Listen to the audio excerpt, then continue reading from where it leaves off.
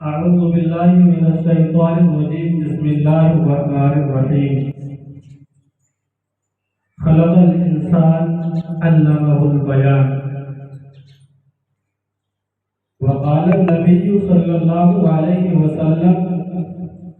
إن من البيان لسحرا أو إن بعض البيان لسحر أو كما قال عليه الصلاة والسلام. محترم عزیز طلباء نظام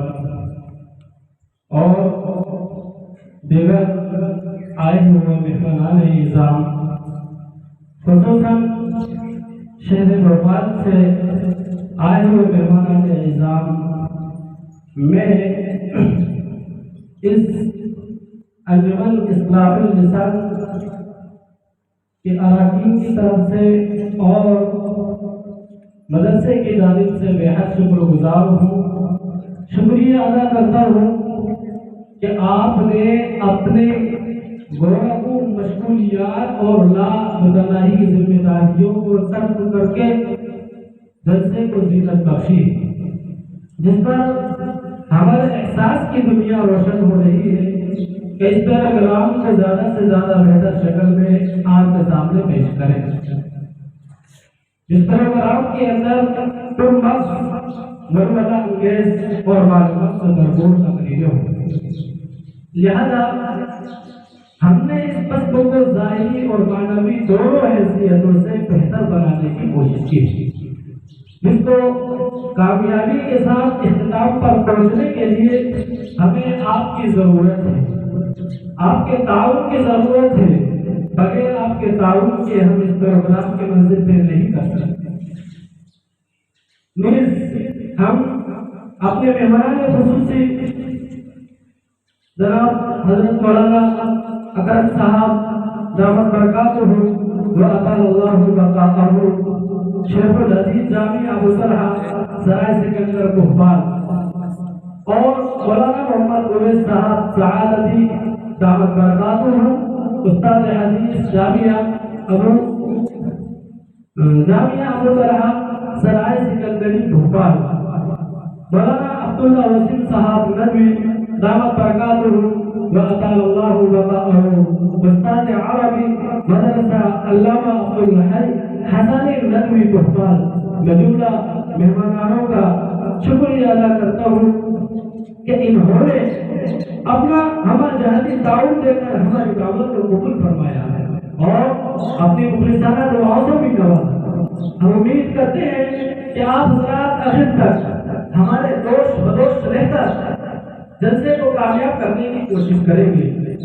کیونکہ جلسے کی کامیابی آپ کے ہاتھوں میں ہے. اگر اجلاس خدا نہ خواستہ ناکام ہوتا ہے تو ہم اپنی کوتاہی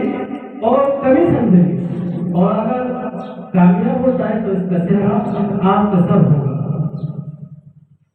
میرے عزیزوں، دین اشاعت دین کے کئی طریقے ہیں، کئی راستے ہیں. من جملہ ان طریقوں میں سے ایک طریقہ خطابت، نطق، جیسا کہ میں نے آپ کے سامنے قرآن کریم کی تلاوت کی تھی.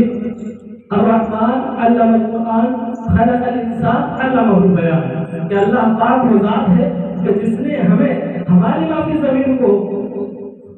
مخاطبین کے سامنے پیش کرنے کی توفیق عطا فرمائی، اور اس نے ہمیں اپنے معافی زمین کو سامنے پیش کرنے کی سعادت عطا فرمائی. بہرحال نطق انسان کے امتیازات اور خواص میں سے ایک ہے، جس کی وجہ سے مناطقہ کہ یہاں انسان کو حیوان ناطق کہہ کر دوسرے حیوانات سے ممتاز کیا جاتا ہے. اللہ تبارک و تعالیٰ نے انسان کو قوت گویائی سے نوازا ہے، جس کے مختلف مدارج ہیں، اور ایک انسان جب بہت سے انسانوں کو خطاب کر کے اپنے جذبات اور احساسات معافی ضمیر کا اظہار کرتا ہے، اسے خطابت سے تعبیر کیا جاتا ہے. اس خطابت میں جس قدر فصاحت ہوگی اور مخاطبین کو سمجھانے کا بہتر انداز ہوگا، اسی قدر وہ کمال کی حامل ہوگی. خطابت زندگی کے دوسرے شعبوں کی طرح دین کی ضروریات میں بھی بہت زیادہ اہمیت رکھتی ہے. اس کا اندازہ اس سے کیا جا سکتا ہے کہ سیدنا حضرت موسیٰ علیہ السلام کو جب اللہ رب العالمین نے مدین سے واپسی پر کوئی دور پر بلا کر نبوت اور رسالت سے سرفراز کیا اور انہیں فرعون کے پاس جانے کی ہدایت دے کر اللہ تعالیٰ کی وحدانیت کا اظہار اور فرعون کی غلامی سے بنی اسرائیل کی آزادی کو ان کی نبوی ذمہ داری قرار دیا، تو حضرت موسیٰ علیہ السلام نے اپنے بھائی حضرت ہارون علیہ السلام کو بھی نبی بنانے اور اپنے معاون اور مددگار کا درجہ دینے کی درخواست کی، جسے بارگاہ عزتی میں قبول کر لیا گیا۔ اس کی ایک وجہ حضرت موسیٰ علیہ السلام نے یہ بیان فرمائی، هو افصح منی لسانا، کہ وہ زبان اور گفتگو کے اندر مجھ سے زیادہ فصیح ہے۔ حضرت موسیٰ علیہ السلام کی زبان میں قدر لکنت تھی جسے دور کرنے کی انہوں نے اللہ تعالیٰ سے دعا کی تھی، اور فرعون نے حضرت موسیٰ علیہ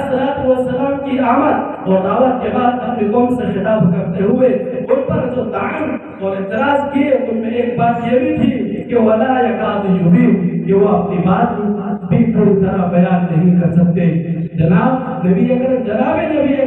صلی اللہ علیہ وسلم کو مشرکین عرب اور مشرکین مکہ نے ساحر کا جو خطاب دیا تھا، اس کی وجہ قرآن کریم کے اعجاز کے ساتھ ساتھ خود حضور صلی اللہ علیہ وسلم کی فصاحت اور بلاغت کا کمال بھی تھا کہ اللہ رب العالمین نے آپ کو خطابت اور فصاحت کے اس اعلیٰ ترین مقام اور معیار سے نوازا تھا جسے اپنے الفاظ میں تعبیر کرنے کے لیے منکرین کے پاس جادو کے علاوہ کوئی لفظ موجود ہی نہیں تھا۔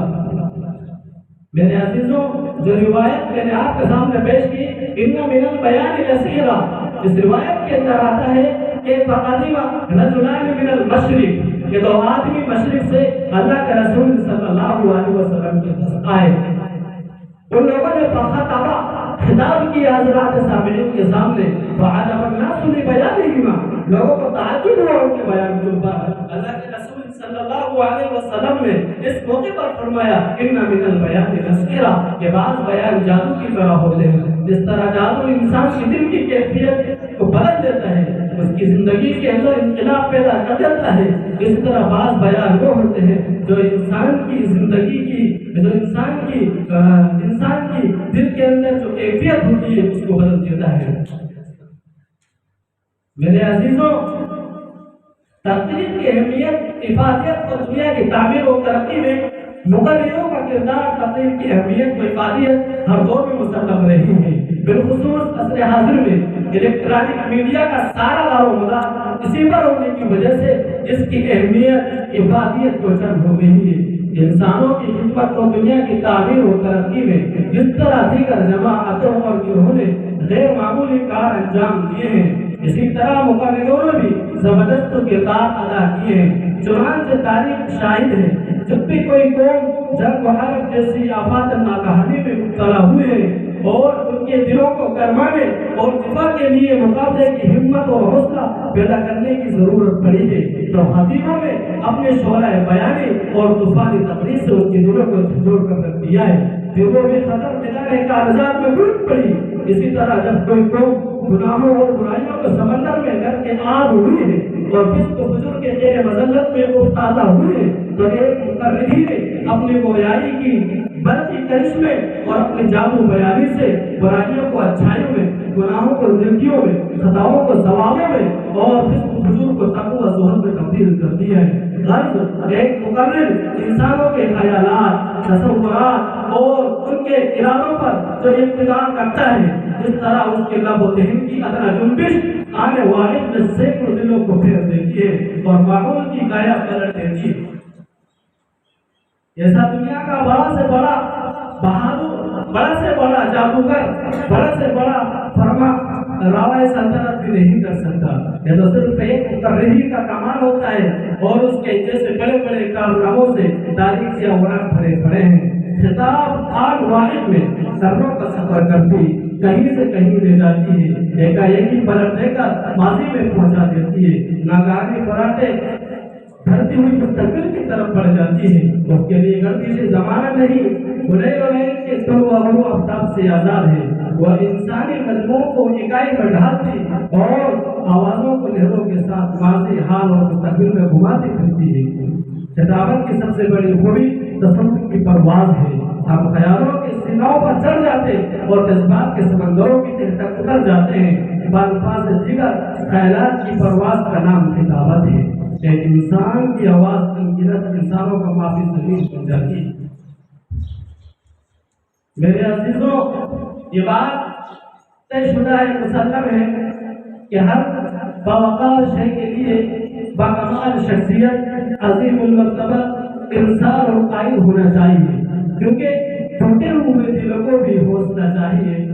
ٹوٹے ہوئے دلوں کو بھی حوصلہ چاہیے، کارواں کے لیے بس مقتدا چاہیے۔ اسی کے ساتھ ہمارے اکابرین دین و ملت کا یہ آئین عمل رہا ہے، ہر محفل، ہر جلسہ اور ہر قسم کے آغاز سے قبل ایک ایسی جامع اور اولوالعزم ذات کا انتخاب اور انتظام کر دیا کرتے تھے جس کے تحت و نگرانی، قیادت اور سیادت میں حضور و کرام حسن انتظام کے ساتھ ابتدا سے انتہا کی سرحد کو عبور کر جائے۔ ہم بھی اپنے بزرگوں کی اتباع کرتے ہوئے قبر عظیم کے اجلاس کا آغاز ہو، جس کی صدارت کے لیے